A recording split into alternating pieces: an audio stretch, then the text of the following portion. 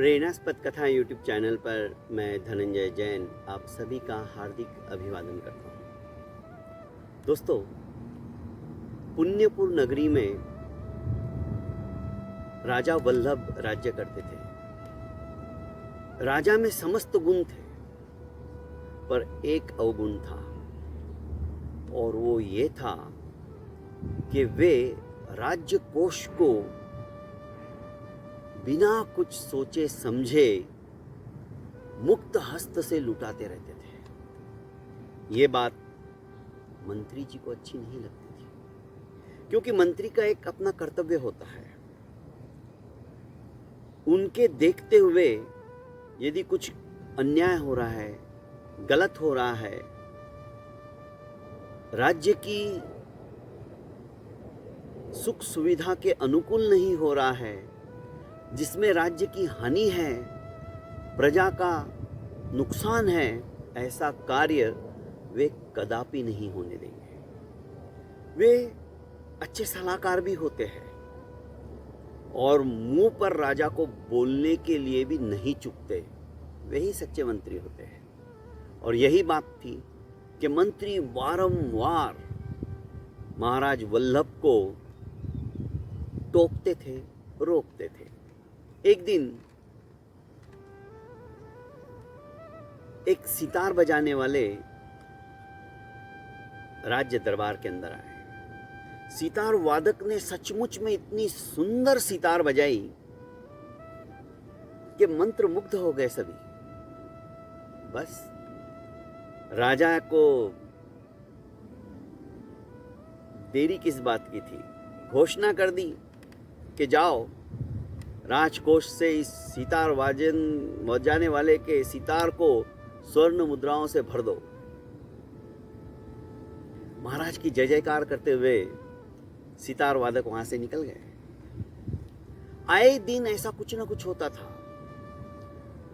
मंत्री हर बार तो नहीं टोकते थे। अगले दिन एक चित्रकार आया। सैकड़ों चित्रकारिता के अपने बनाए हुए जो पेंटिंग्स थी, उन फलकों को बहुत बड़ी गाड़ी के अंदर लाद कर ले आया और महाराज से कहा कि महाराज, ये सभी चित्र मैंने आपके लिए बनाए हैं। राजा पारखी था, कला की कद्र करना जानता था। जब एक एक करके उसने समस्त चित्र देखे तो देखता ही रह गया। वाह, क्या तुम्हारी तुला के अंदर जादू है, क्या तुमने चित्रकारिता की है, अद्वितीय चित्र बोल रहे हैं, ऐसा प्रतिभासित होता है। क्या तुमने सचमुच में ये चित्र हमारे लिए बनाए? हाँ महाराज, इससे आपके राज्य भवन की शोभा बढ़ेगी। इतने सुंदर चित्र आप भित्तिका के ऊपर लगाओगे तो लगेगा कि हाँ, कुछ है। मंत्री ने बीच में टोका, पर चित्रकार जी, राजभवन की शोभा के लिए तो एक या दो चित्र भी काफी है, इतने सारे चित्र कहाँ लगाएंगे, इतनी जगह भी कहाँ है। बीच में ही महाराज ने मंत्री को टोकते हुए कहा कि मंत्रीवर, इन चित्रों को हम वापस नहीं देंगे। लगे तो इनके लिए हमें दूसरा राज्य भवन भी बनाना पड़ा तो हम बनाएंगे। और हाँ मंत्री जी, चित्रकार को तुला मंगाई जाए, तराजू मंगाया जाए और एक तरफ चित्रकार को बैठाया जाए और दूसरी तरफ उनके वजन के बराबर स्वर्ण मुद्राएं दी जाए। हमारी तरफ से यह हमारा आदेश है। चित्रकार जय जयकार करने लगा। वैसा ही हुआ। जब तराजू का पलड़ा दोनों तरफ बराबर हो गया तो मंत्री जी ने कहा कि बस वजन बराबर हो गया है। तो राजा ने फिर से टोका कि नहीं, एक थैली स्वर्ण मुद्राओं की और रख दो। और हाँ चित्रकार जी, ये सारी स्वर्ण मुद्राएं अब आपकी है, आप जा सकते हो।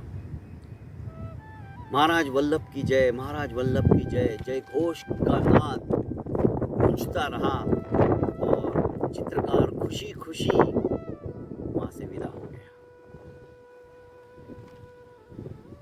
सायंकाल उद्यान के अंदर चहलकदमी कर रहे थे महाराज वल्लभ और उनके मंत्री जी, तो मंत्री जी ने कहा कि महाराज, राजकोष को इस तरह से लुटाना उचित नहीं है। हमारे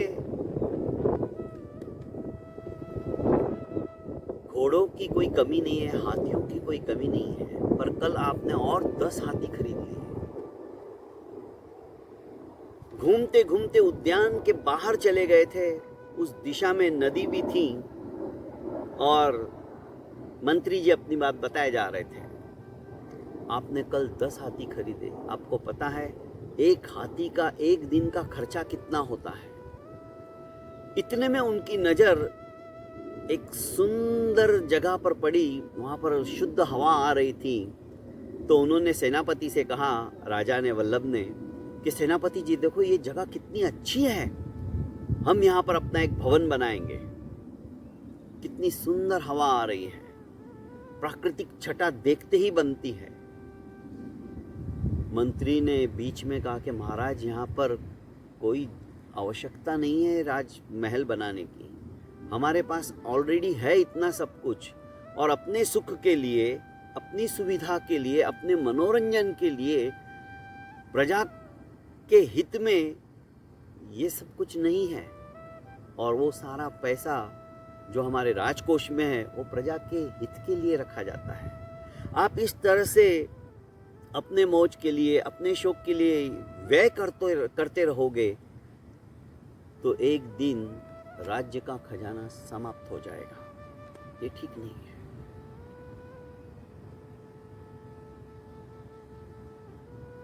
राजा ने कहा, तुम हर बार मुझे इस तरह से क्यों टोकते हो? मुझे तो लगता है मैं राजा नहीं हूं, मैं कोई दास हूं। मेरी कोई इच्छाओं का हर बार दमन कर दिया जाता है, उनकी कोई वैल्यू ही नहीं है। मैंने कुछ सोचना भी नहीं चाहिए, अपने लिए कुछ करना भी नहीं चाहिए। नहीं महाराज, ऐसी बात नहीं है, आप ऐसा मत सोचो। हमें सबसे पहले राजा को प्रजा के हित में सोचना चाहिए।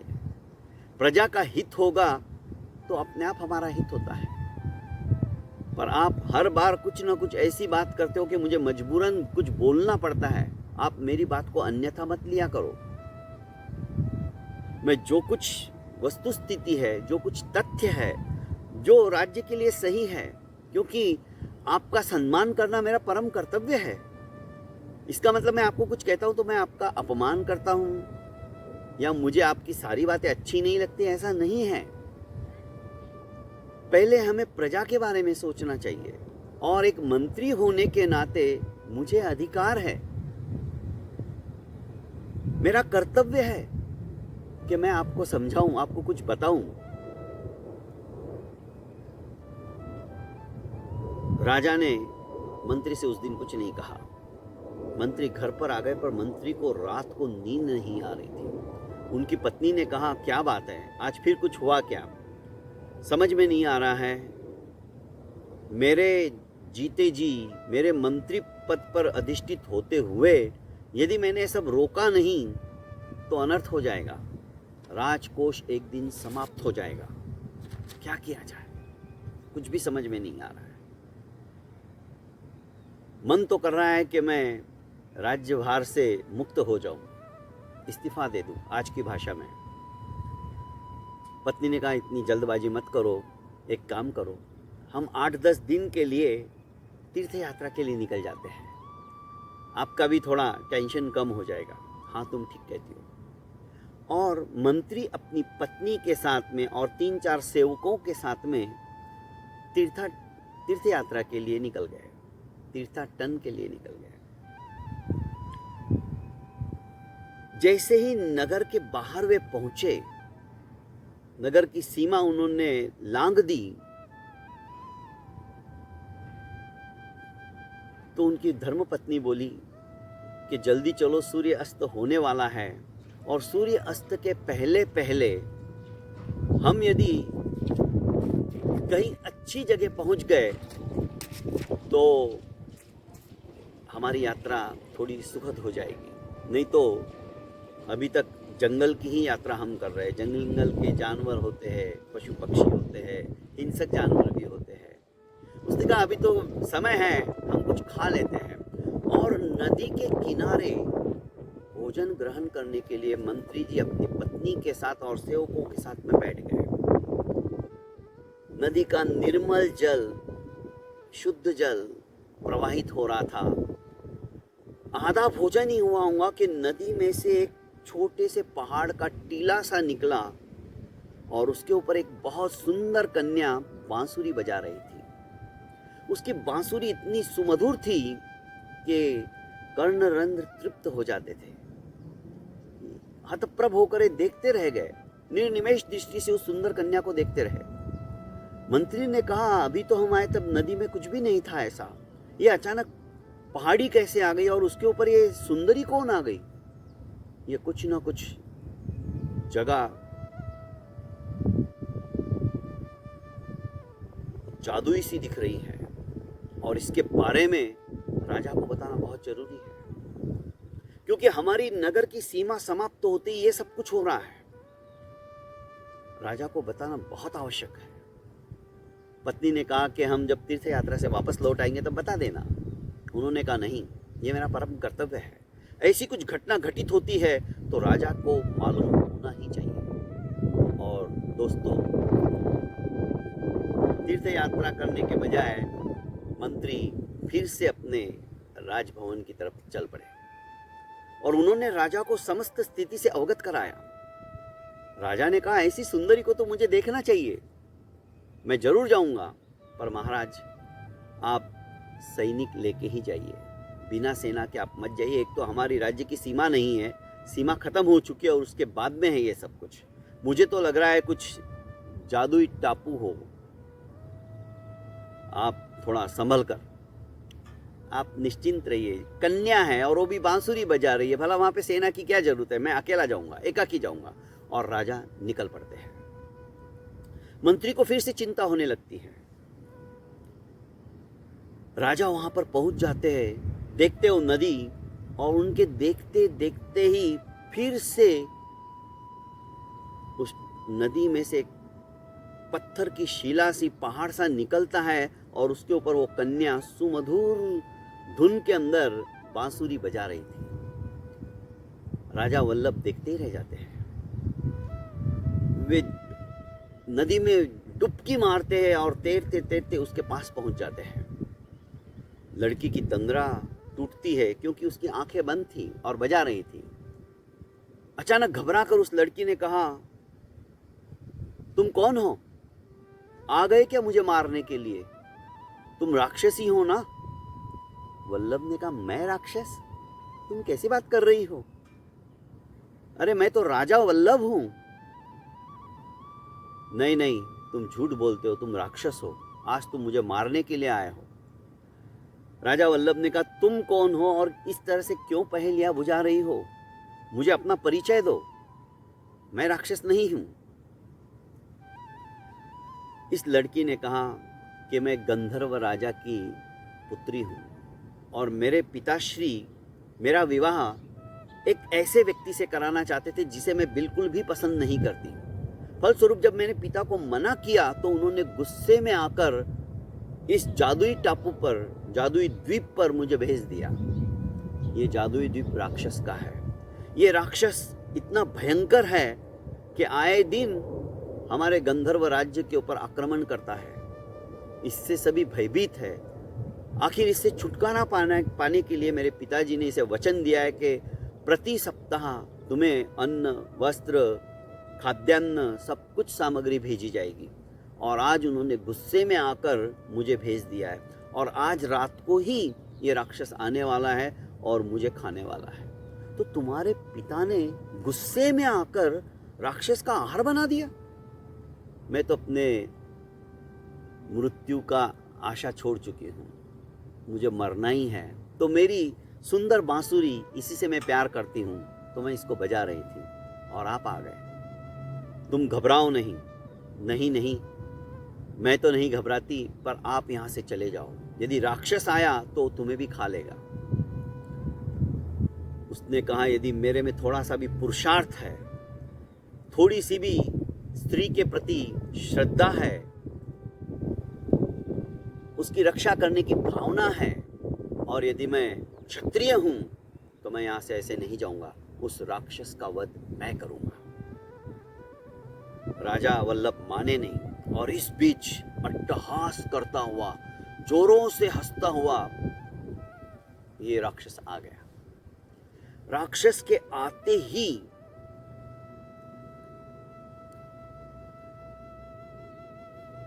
जोरों से बोलने लगा, वाह वाह गंधर्वराज, आज तुमने तो कमाल कर दिया, तुमने तो सुंदर स्त्री भेजी है मेरे लिए। अचानक यह राजकुमारी जैसी दिखने वाली गंधर्व पुत्री राजा के सामने आके खड़ी हो गई। राजा को उसने अपने पीछे ले लिया, क्योंकि वो मरना ही चाहती थी, क्योंकि उसके पिता ने उसको मारने के लिए भेज दिया था। इसलिए उसको अपने शरीर से मोह नहीं था, पर उसने निष्कारण अपने कारण से क्यों किसी का वध किया जाए, इसलिए खाएगा तो पहले मुझे खाएगा।